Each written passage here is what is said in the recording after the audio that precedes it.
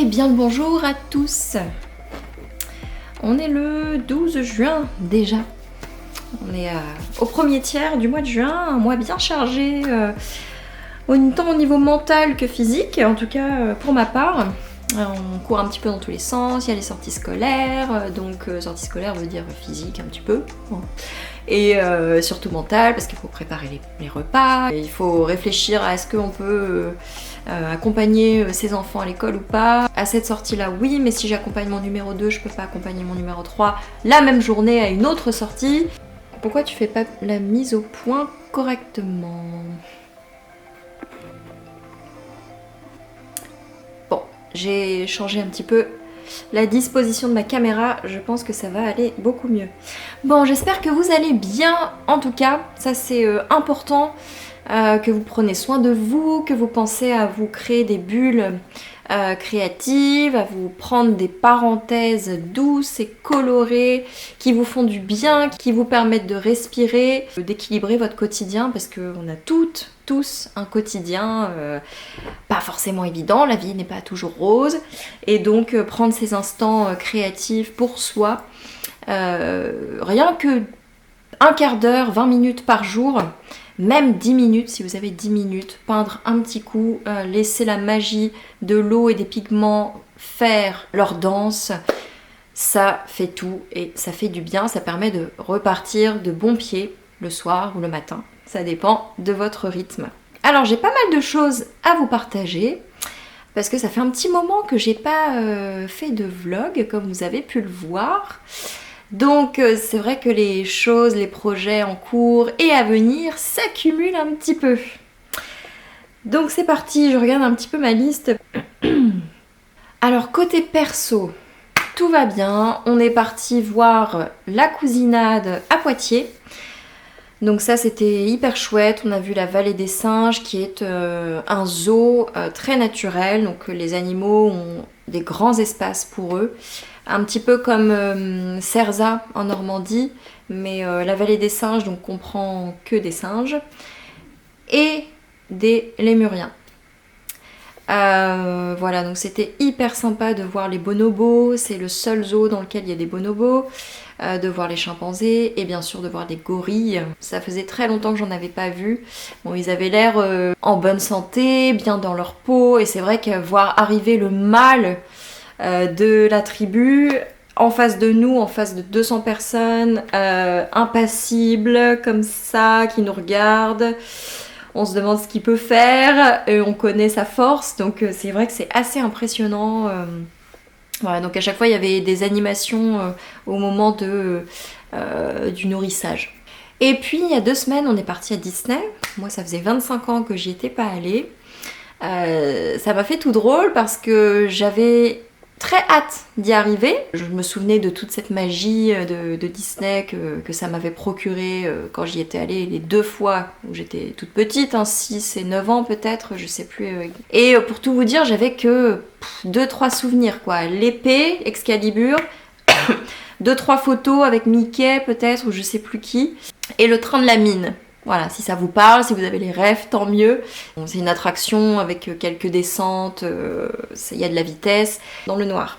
Donc ça, c'était vachement cool, on l'avait fait 2 fois, je me souviens, quand j'étais petite. Et ça m'avait marqué, voilà. Je me souviens pas du tout du reste. Mais je me souviens que j'avais adoré, je me souviens de la magie, des boutiques. Là, j'y suis retournée, mais en tant que parent, en tant que maman.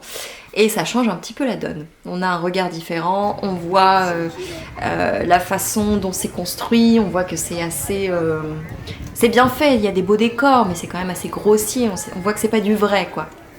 Que tout est fabriqué, transformé par l'homme, calculé, analysé pour que les parents, les enfants se déplacent de telle façon à ce qu'ils puissent consommer le plus possible. Donc ça, je l'ai bien vu, et... bah voilà, c'est comme ça, hein. J'aurais aimé ne pas le voir, j'aurais aimé vivre la magie comme quand j'étais petite, mais ce n'est plus le cas, on a de l'expérience, on prend de l'âge, on prend du recul, on gagne en sagesse, en connaissance, en prise de conscience de tout, quoi. Donc voilà, on n'est plus un diamant brut, malheureusement. Mais c'est comme ça, je pense que c'est pas mal aussi de voir ce côté un petit peu plus sombre de Disney. Et par contre, ce qui est intéressant, c'est de ne pas le montrer aux enfants et que eux vivent la magie complètement. Donc c'est ce qui s'est passé. Et puis finalement, on a quand même beaucoup aimé. Mon époux et moi, on a fait pas mal d'attractions. Les enfants ont aimé les attractions. Numéro 2, Théodore est beaucoup plus enclin, beaucoup plus ravi de faire des attractions que numéro 1, qui est un petit peu plus sur la réserve, un petit peu, comment dire, je cherche le mot, un peu plus méfiant. Ça l'a toujours été. Et puis numéro 3 était resté chez mes parents parce qu'on s'est dit qu'il n'allait pas profiter à fond, il pouvait pas tout faire et puis qu'on allait se séparer souvent et surtout qu'il n'aurait aucun souvenir. À 2 ans, c'est vrai que ça participe à son développement, je présume, cérébral, voir d'être heureux, de voir tout ça, toutes ces couleurs, ces sons, ces bruits. On l'emmène en vacances, on l'emmène partout, mais pas dans ces lieux-là très bruyants, où il y a beaucoup de foule, où il y a beaucoup d'organisation, où on sait qu'il y a des attractions qui correspondent mieux aux adultes et aux enfants, aux grands-enfants, et beaucoup moins aux bébés. Ça, c'est la partie perso. Je mets de côté. Et puis en tout cas, moi je vais très bien. J'ai eu un petit moment bas en mai, mais là en juin tout va bien, c'est reparti. Je suis aujourd'hui heureuse d'être entrepreneuse, d'être à mon compte, de gérer ma propre activité, d'essayer de la développer. Et ça commence à vraiment se construire avec une solidité un petit peu plus marquée. L'objectif de ce vlog aujourd'hui, il est vraiment de vous exposer un petit peu les réponses à vos quelques questions que vous m'avez posées et puis vous faire un état des lieux sur les projets en cours et à venir. Vous allez voir, il y en a des très beaux. Et voilà. Alors, j'ai eu quelques questions. Donc, je voulais revenir dessus. On m'a demandé, comment vit-on ton changement de parcours professionnel ? Vous savez que j'ai fait un burn-out. Alors, un médecin m'avait parlé de pré-burnout, et puis aujourd'hui, en allant voir d'autres médecins, ils m'ont dit le pré-burnout n'existe pas, il n'y a que un burn-out ou rien. Donc je peux le dire aujourd'hui, j'ai fait un burn-out en 2023, fin 2023, début 2024. Ça a pris du temps, ça a été long. La période vraiment noire, creuse, je pense que ça a pris 3-4 jours. Et ensuite, par contre, c'était... cette période a duré plus longtemps que je ne le pensais. On se dit toujours qu'on va aller mieux rapidement, et c'est souvent pas le cas dans ce genre de situation de burn-out qui est quand même quelque chose d'assez grave au niveau mental en tout cas, et puis forcément ça rejaillit sur le corps puisque le corps est lié au mental, le ventre est lié au cerveau, bref, tout est lié. Et donc je m'en suis vraiment sortie grâce à mon lancement d'activité professionnelle en tant qu'aquarelliste en février-mars 2024.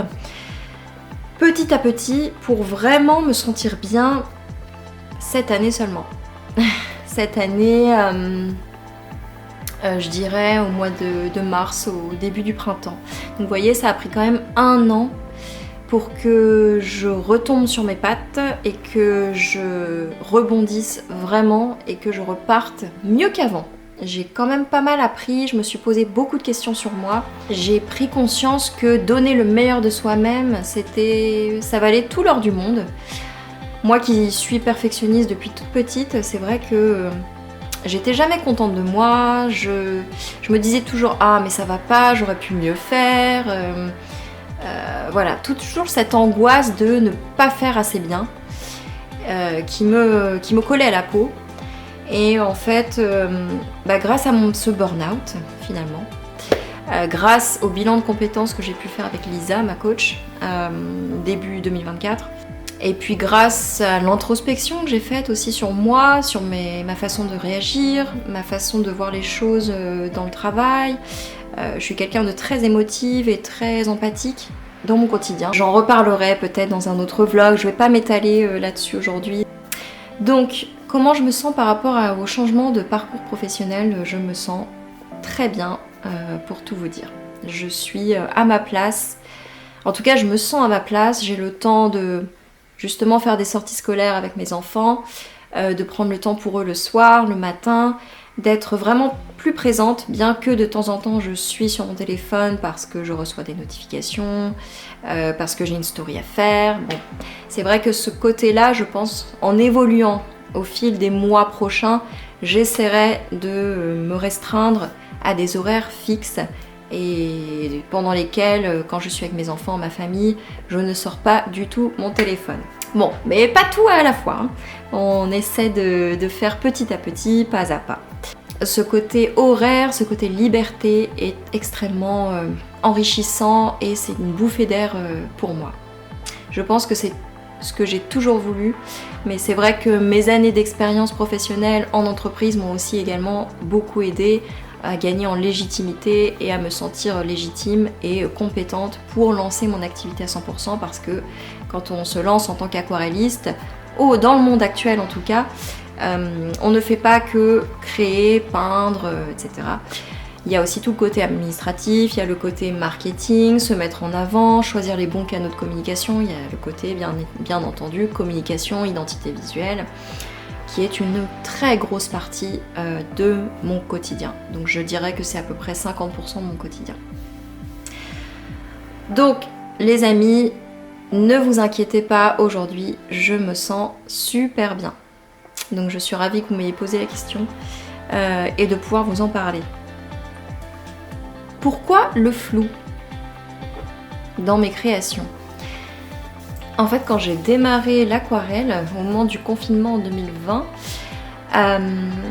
j'ai très vite, au bout de quelques semaines, adoré jouer avec l'eau, justement, ce côté aquarelle eau a pris le dessus sur les couleurs, puisque le dessin, j'en faisais depuis petite, du dessin au crayon noir, mais également avec de la couleur, des pastels, voilà, j'ai beaucoup essayé les couleurs. Mais une fois que j'ai démarré l'aquarelle, ce qui m'a vraiment percuté, ce qui m'a enchantée et envoûtée en fait, en quelque sorte, c'est cette magie des pigments qui se diffusent dans l'eau. C'est vraiment ça qui m'a attirée et qui m'a rendue passionnée par ça, par ce médium. Et en fait, très vite, j'ai adoré jouer avec ça, avec ce que me proposait l'aquarelle, donc l'eau. Et de fil en aiguille, au fil des semaines, très vite, j'ai joué avec l'eau, et j'ai créé des flous en fait. Parce que j'ai aussi beaucoup aimé la photographie à un moment de ma vie, surtout entre mon adolescence et ma vie de jeune femme, où je m'essayais énormément à la photographie avec mon réflexe, que j'adorais. Et donc ce côté profondeur de champ, si vous connaissez un petit peu les termes techniques, c'est ce côté en fait où vous faites la mise au point sur un sujet, comme sur ma tête par exemple, et derrière vous allez avoir plus ou moins de flou. Donc c'est ça que j'aime retranscrire dans mes aquarelles, c'est vraiment ce côté profondeur de champ, profondeur, le côté équilibre entre la netteté du sujet principal et tout ce qui va aller autour, qui va nous permettre de suggérer un arrière-plan, nous permettre de suggérer un paysage à l'arrière-plan, des fleurs, des champs ou des sujets humains, vivants, etc. C'est vraiment ce côté liberté où j'ai envie de vous laisser libre d'imaginer tout ce qui est possible, d'imaginer tout ce qui vous passe par la tête, juste en mettant 1, 2, 3, 4, 5 flous dans ma création, dans mes œuvres. Là par exemple, si je vous montre celle-ci, elle est grande, hein, c'est un 50 par 70 cm à peu près. Bon vous voyez que j'ajoute forcément du flou. Là, là, là. Il y en a un peu partout et en fait c'est cette ambiance que j'ai envie de créer et de vous transmettre. Cette ambiance assez libre, assez rêveuse, qui vous permet vraiment de vous approprier l'œuvre et d'en imaginer un contenu selon votre inspiration. As-tu une anecdote sur un retour que l'on a pu te faire sur ta façon de transmettre ton art? Alors oui, j'en ai eu. J'ai eu une anecdote d'une élève qui a participé à un de mes ateliers un jour et qui m'a dit à la fin de cet atelier, je crois que c'était sur la forêt, Alors c'est marrant parce que c'était un EVJF, donc c'était un atelier avec, je crois, 8 participantes qui avaient offert cet atelier à une future mariée. Et l'une d'entre elles, en fait, à la fin de l'atelier, m'a dit ah, mais ça m'a vraiment donné envie de reprendre ma palette d'aquarelle et mes pinceaux. Parce que elle avait entamé en fait des cours d'aquarelle quand elle était un peu plus jeune. Et puis elle s'était arrêtée et là en fait d'avoir pris ce temps pour elle, cette séance de bien-être pour jouer avec l'eau et les pigments, et bien ça lui a donné envie de s'y remettre et ça c'est quelque chose qui me touche profondément, le fait de raviver votre flamme, votre passion pour un médium, surtout ici pour l'aquarelle. Ça me fait extrêmement plaisir. Une autre anecdote, c'est une autre élève qui a participé à un de mes ateliers, donc toujours chez Calice et Mandibule au Havre, qui est revenue à un second atelier, je crois 2 mois plus tard, et qui ensuite m'a pris ma formation en ligne. Donc là, c'était carrément une prise de conscience d'un nouvel amour pour l'aquarelle. C'est super plaisant, c'est hyper agréable de savoir que j'arrive à vous permettre de prendre plaisir à une nouvelle activité, à un nouveau médium créatif et de savoir que ça vous plaît, que ça vous permet de vous évader au quotidien et que ça vous permet de vous créer cette parenthèse créative et douce dans votre quotidien, c'est vraiment ce qui m'anime. Quel conseil donnes-tu à tes élèves qui débutent fraîchement l'aquarelle? C'est de poser de l'eau transparente sur le papier, ensuite d'ajouter une touche de couleur avec le pinceau, avec la pointe du pinceau, de voir ce que ça donne. Vous allez voir aussitôt les pigments vont se diffuser dans l'eau. Prendre une autre couleur, faire une petite touche de cette deuxième couleur, puis une troisième, et vous observez. Vous allez voir, il n'y a que dans ce médium, que dans l'aquarelle, que vous allez ressentir ce que vous allez ressentir. Voilà pour l'instant pour les questions. Passons maintenant au projet en cours et à venir. Donc vous êtes au courant que mon livre est sorti le 30 mai dernier. Il est paru aux éditions Mango. Il s'intitule Floues et jardins à l'aquarelle. Il fait suite au premier ouvrage qui était sorti l'an passé, qui s'intitulait Floues et fleurs à l'aquarelle. Donc là on passe à Floues et jardins à l'aquarelle, et là on dézoome pour avoir une vue plus globale, donc en passant par tous les éléments du jardin, les bottes de jardin, l'arrosoir, le banc de jardin, le chapeau de paille, le pot de fleurs, vraiment tout ce qui s'apparente au jardin et qui vient le décorer. Jusqu'à des paysages, jusqu'au jardin complet en fait. Donc c'est ça qui est intéressant, c'est que on va crescendo dans les 22 pas à pas qui sont proposés dans ce livre, des petits éléments, puis des mini projets créatifs, donc mangeoire fleuri, maison d'oiseaux pour jardin, une barrière fleurie, un pont fleuri, voilà, on va toujours tourner autour de la fleur, mais cette fois qui va agrémenter des sujets de jardin. Et on terminera par quelques projets créatifs pour aller plus loin et vous permettre de peindre un paysage ou en tout cas un espace de jardin complet. Donc j'espère qu'il vous plaira. En tout cas pour moi ça a été une vraie Madeleine de Proust parce que j'ai fait énormément de balades en forêt petite. En forêt en France, en tout cas au Havre, puisqu'on habitait à 5 minutes de la forêt. Donc ça c'était vraiment chouette, c'était vraiment une chance, je m'en rends compte aujourd'hui, de me balader parmi toute cette verdure, ces arbres, de sentir en fait l'odeur aujourd'hui quand je retourne à la forêt. N'importe quelle forêt, je sens cette odeur et aussitôt ça me ramène à mon enfance. J'adorais ces balades. Et puis mes balades d'été également, parce que j'allais tous les ans à Shanghai, petite, voir ma famille maternelle, et on faisait énormément de balades pratiquement tous les jours dans un parc pareil à 5 minutes à pied de chez mes grands-parents, et c'est un parc qui s'appelle Fuxing Park, Fuxing Kongyuan, Fuxing Kongyu en shanghaï. Et c'est un parc qui existe toujours, qui est un des plus emblématiques, un des plus connus de Shanghai et qui était extrêmement bien fleuri, arboré. Les grands-mères, les grands-pères faisaient leurs petits sports du matin, que ce soit le tai chi ou de la souplesse. Hein, je voyais, ça m'avait marqué une grand-mère qui faisait le grand écart sur un tronc d'arbre, vraiment comme ça. Waouh! Aujourd'hui encore, je ne sais pas faire le grand écart, donc chapeau quoi. C'était magique ces balades aussi. Donc voilà pour le livre, 22 pas à pas guidés sur les jardins, sur les éléments de jardin. Donc vous retrouverez ce livre dans toutes les librairies principales. Si certaines ne l'ont pas encore, c'est parce que c'est un problème de stock, c'est parce que ils ont été vendus. Donc normalement vous pouvez leur poser la question, vous pouvez commander sur place ou bien le commander en ligne également. Il est disponible sur la Fnac, Cultura, le site de Mango Édition directement. Pour ne pas le citer, Amazon. Voilà, mais ça c'est vraiment dans le pire des cas entre guillemets, si vous avez besoin de l'avoir rapidement pour faire un cadeau pour vous, pour partir en vacances ou autre. Voilà pour le livre. Deuxième gros projet hyper chouette sur lequel je travaille en ce moment, donc c'est un e-book, un livre numérique pour participer en fait à un bundle. Un bundle, qu'est-ce que c'est? C'est une collection de livres numériques de créatrices différentes, d'univers différents et de pratiques, de loisirs créatifs différents.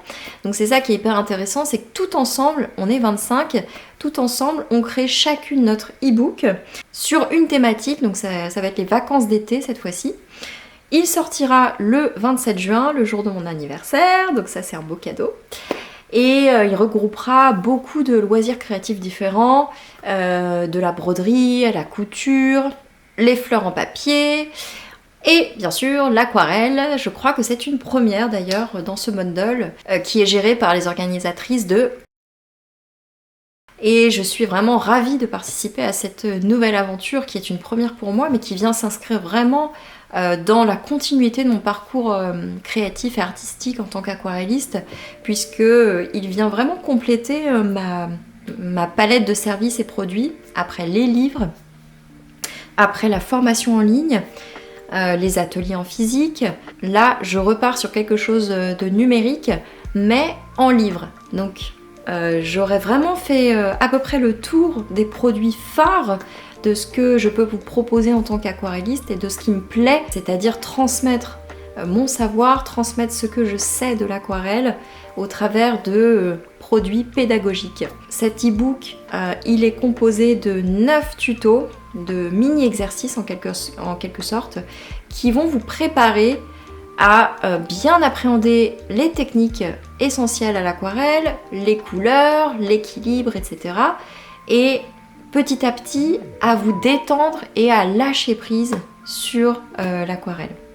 Ces 9 tutos, ces 9 exercices vont vous permettre ensuite de peindre sereinement les 5 projets créatifs que je vous propose. Donc il y aura des coquelicots, il y aura un pichet, non pas un vase mais un pichet qui sert de vase justement à des hortensias dans les tons jaunes. Donc on aura beaucoup de couleurs estivales et des sujets estivaux également, vous verrez. J'espère qu'il vous plaira, en tout cas j'ai mis beaucoup de cœur, beaucoup d'amour, beaucoup de passion dans cet e-book puisque j'adore écrire et c'est pour ça que j'ai sorti des livres avec la maison d'édition Mango Édition. Et j'adore également peindre et vous initier à l'aquarelle, à ce médium magique et formidable. Retenez bien la date, il sortira le 27 juin. On passe à la formation en ligne. Vous savez que je propose une formation en ligne, un cours vidéo, un cours en ligne, on le nomme comme on veut, c'est pas très grave. Le principal c'est qu'il puisse vous servir dans votre quotidien, à vous évader, à vous créer une bulle créative, un instant créatif magique et qui vous permet de souffler un coup dans notre quotidien qui n'est pas toujours facile et de vous octroyer des moments vraiment de bien-être et colorés et doux. Donc cette formation en ligne s'intitule Une saison en floues et fleurs, je l'ai renommée, il s'intitulait Un printemps en floues et fleurs puisque je l'avais sorti au début du printemps, mais il ne traite pas que du printemps. Bien sûr, il y a des fleurs du printemps, mais il va surtout vous aider à rêver, à vous initier à l'aquarelle, à vous perfectionner aussi pour les plus aguerris, à changer un petit peu des sujets que vous avez l'habitude de traiter, de peindre. Et il vous aidera surtout, c'est vraiment là mon objectif, à ne pas vous prendre la tête, à peindre sans pression, à oser lâcher prise et oser jouer avec l'eau et les couleurs. Et pas simplement rester dans un cadre net, précis, mais vraiment tester des choses et vous lâcher.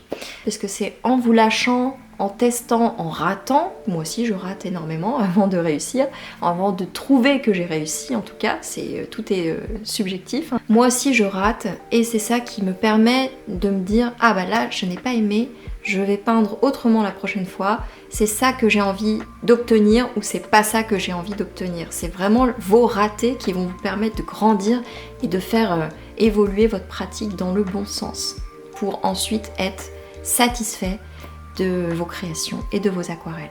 Donc n'hésitez pas à refaire plusieurs fois les tutos, les vidéos avant d'être satisfait et de poster si vous avez envie. Après, conservez aussi vos tests que vous trouvez ratés parce que vous verrez dans plusieurs mois, même dans plusieurs semaines, quand vous verrez le avant et le après d'un même tuto, d'un même sujet peint, c'est là que c'est intéressant, c'est là que vous allez voir votre évolution de votre pratique.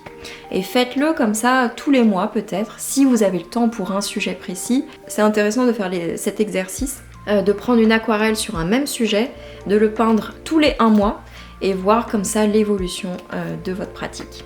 Vous allez voir, vous allez être étonnés. Cette mise à jour comportera des sujets de fleurs supplémentaires dans le module 3 et des projets créatifs dans le module 4 supplémentaire également. Et j'ai ajouté un module sur les couleurs pour vous aider vraiment en intro à la recherche de l'équilibre, de l'harmonie dans vos créations, dans vos aquarelles. Cet équilibre, il passe par les formes, les contrastes, les volumes, l'emplacement dans l'espace de vos sujets, mais également et surtout par les couleurs, par l'association des couleurs complémentaires, analogues, triadiques, etc.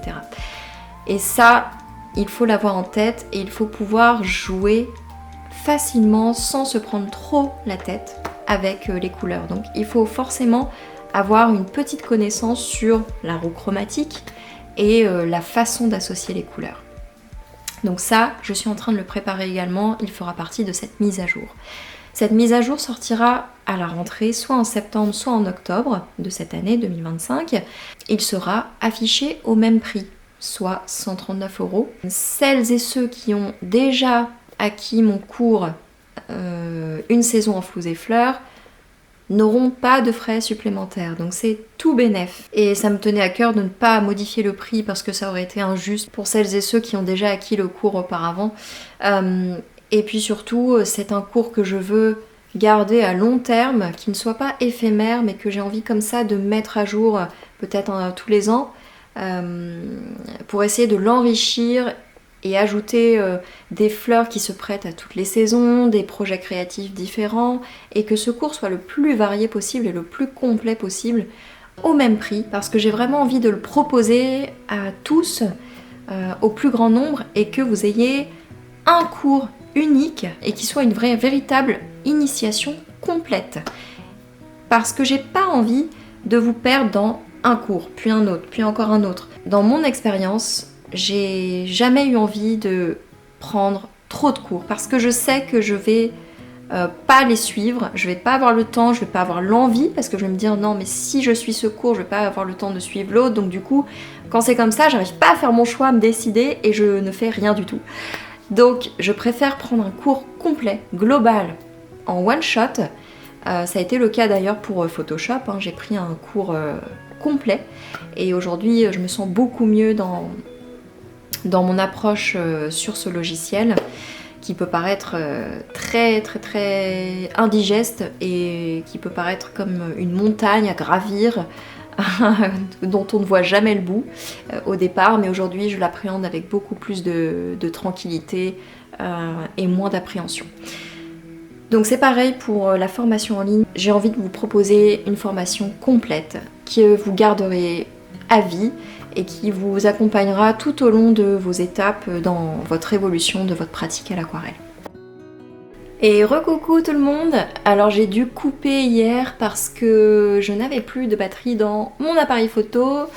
J'ai enfin réussi à le charger proprement. J'ai été obligée de charger sur mon ordinateur, je ne sais plus pourquoi, me posez pas la question, ça a été un schmilblick pendant 2 ans.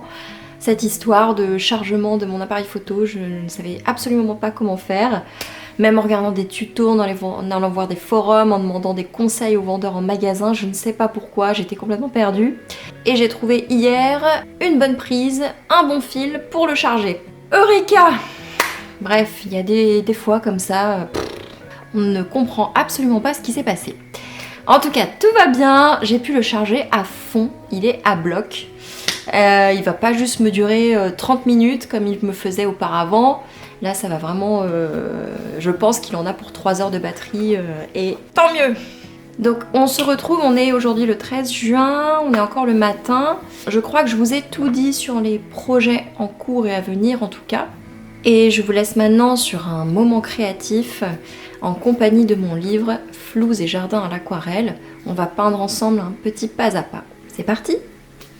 Avant de vous montrer la partie pas à pas d'un petit sujet de mon livre, je voulais vous montrer un petit peu les coulisses de la création de ce livre et donc la recherche des petits exercices, des palettes de couleurs, les ratés.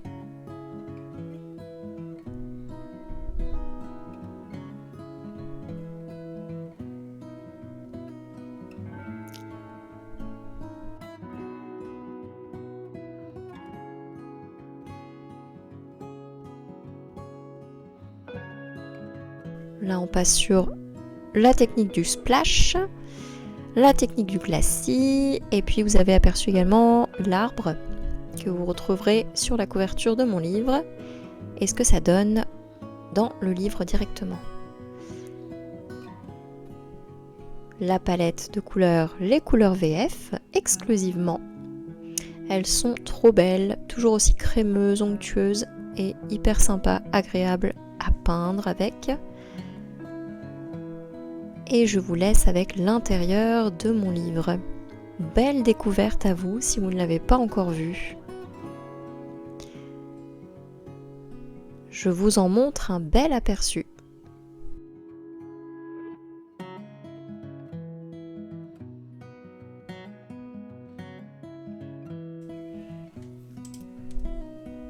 Le livre est donc composé d'une première partie sur tout ce qui est matériel, technique et couleurs. Et ensuite, on passe à la partie pas à pas. Vous en retrouverez 22, dont le niveau va crescendo, qui vous permet de progresser doucement et à votre rythme. Ce livre est également agrémenté de visuels décoratifs entre les pas à pas.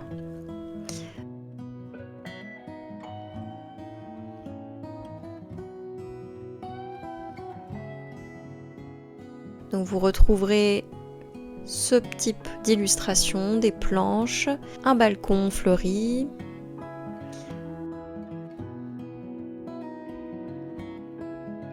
le square Saint-Roch,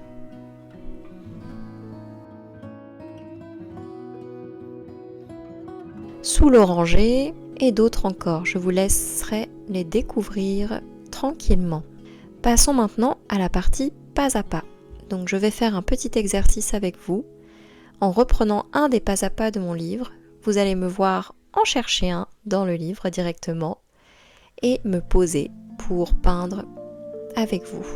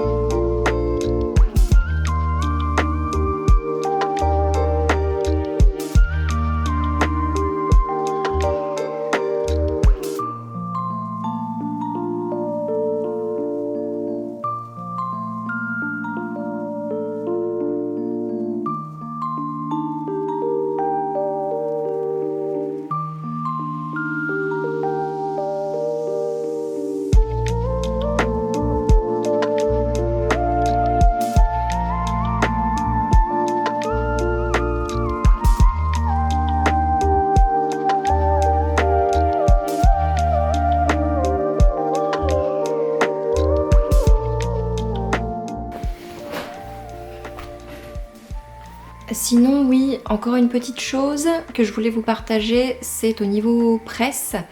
J'ai été contactée par le magazine Gala, donc je vous en ai parlé au début du vlog, pour faire une interview de moi. C'est la première fois qu'ils font ça.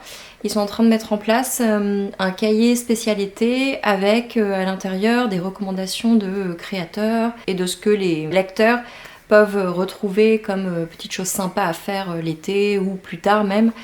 De tous horizons. Donc il y a une rubrique mode, une rubrique art, une rubrique maison, déco, etc. Et dans la rubrique art, eh bien la créatrice qui sera mise en avant, ce sera moi-même. Et ça m'a beaucoup touchée qu'ils aient pensé à moi. Ils m'ont dit en me contactant, on est tombé vraiment par hasard sur votre compte et on a eu le coup de cœur. Bah, ça fait trop plaisir parce que c'est un magazine, oui, assez populaire, qui touche beaucoup de monde. Pas forcément aguerri sur l'art, pas forcément amateur, mais parmi les personnes qui lisent ce genre de magazine, bien sûr qu'il y a énormément de personnes qui aiment les loisirs créatifs et forcément qui aimeront l'aquarelle. Donc on n'est pas du tout sur un magazine type Les Beaux-Arts, qui est vraiment plus un magazine de niche avec une cible spécifique sur les amateurs et experts de l'art. Là, on est sur un magazine populaire qui reprend tous les sujets lifestyle, tous les sujets également liés aux stars, aux personnalités publiques, politiques. Par contre, c'est un magazine national qui est distribué à 1 million de lecteurs et lectrices en France et à 6 millions à peu près sur le site. Donc il y a 6 millions de lecteurs qui viennent lire le magazine sur internet. Le fait qu'ils soient venus me chercher moi, déjà ça veut dire que j'arrive à transmettre quelque chose d'un petit peu original. Et ça, ça me fait vraiment vraiment chaud au cœur. C'est une vraie source de joie. Et la deuxième chose dont je voulais vous parler, c'est également au niveau presse, une petite interview qu'on a faite avec My Rockway, le distributeur exclusif français du papier Layton, un papier chinois 100% coton, fabriqué artisanalement dans le sud de la Chine, dont je suis ambassadrice aux côtés de Brigitte, Rose Payonia, et aux côtés de Sauvade à la Voilette. À l'occasion de la sortie de mon nouveau livre, ils m'ont proposé de faire une petite interview écrite, donc j'ai répondu à quelques questions écrites qui étaient vraiment hyper intéressantes et enrichissantes aussi pour moi. Ça m'a permis de me poser aussi certaines questions que je m'étais pas posées. Et il y en a une d'ailleurs dont j'ai répondu là au début du vlog également. Je me suis un petit peu plus étalée dessus, c'est celle sur le flou je crois. Vous la retrouverez dès aujourd'hui, elle a été postée sur Instagram. Donc allez-y, ça peut être un petit moment de lecture, ça prend 5 minutes et puis voilà, je me dévoile un petit peu plus sur mes sentiments, sur mon évolution, sur mes changements de parcours. Et puis il y a pas mal de photos sympas qui agrémentent aussi l'interview. Donc voilà. Bon, et bien pour les prochaines semaines, jusqu'à au moins la fin de l'année scolaire, donc c'est-à-dire jusqu'au 5 juillet, je vais être pas mal prise dans la communication du bundle avec mes consoeurs, puisque ça va être 10 jours de vente plein, où on va faire des stories, des posts, des reels, tout un tas de communications ensemble. Et puis voilà, ça va être 10 jours où on va être à fond. Et forcément, je vais en ressortir un petit peu fatiguée, mais hyper contente de moi, de nous, de ce qu'on aura produit, de ce qu'on aura donné de nous. Et ça va être très précieux. Donc je ne chôme pas, en tout cas aujourd'hui je vais terminer de monter ce vlog. C'est le week-end puisqu'on est vendredi, donc j'ai également un petit peu de ménage à faire, un petit peu de rangement à faire avant de préparer le week-end. Et puis demain il y a la fête de l'école de numéro 2 de Théodore. Et ensuite il y a un anniversaire auquel mon fils numéro 1 est invité. Numéro 2 peut y aller également, donc ça va être la course entre la fête de l'école puis ensuite partir pour aller à l'anniversaire.